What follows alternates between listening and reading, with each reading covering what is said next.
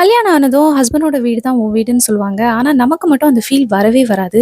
எவ்வளோதான் ட்ரை பண்ணாலும் ஏதோ கெஸ்ட் வீட்ல இருக்கிற மாதிரியே நமக்கு ஒரு ஃபீல் இருக்கும். அதுவும் ஸ்டார்ட்டிங் ஸ்டேஜ்ல ரொம்ப கன்ஃப்யூஸ்டா இருப்போம். அந்த கன்ஃப்யூஷன அதிகப்படுத்துற மாதிரியே ஹஸ்பண்ட் வீட்ல, "எங்க வீட்ல இதுதாம்மா பழக்கம். எங்க வீட்ல இப்படிதான் டீ குடிப்போம். எங்க வீட்ல இப்படிதான் நடப்போம். இப்படிதான் உட்காருவோன்ட்டு" எல்லா விஷயத்துக்கும் டிக்டேட் பண்ணிட்டே இருப்பாங்க.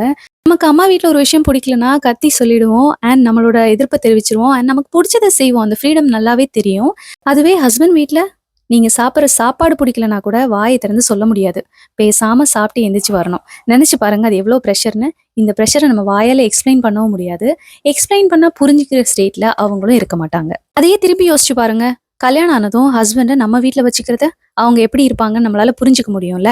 ஒரு நாள் நம்ம கூட நம்ம அம்மா வீட்டுக்கு வந்தாவே ரொம்ப அன்கம்ஃபர்டபுளா உட்காந்துருப்பாங்க. எப்படா சீக்கிரம் வீட்டுக்கு போவோன்ற மாரி வெயிட் பண்ணிட்டு இருப்பாங்க. அவங்களுக்கு கூடவா தோணாது? ஒரு நாள் கூட நம்மளால இருக்க முடியல. இவங்க எப்படி லைஃப் லாங் நம்ம கூட இருப்பாங்கன்னு?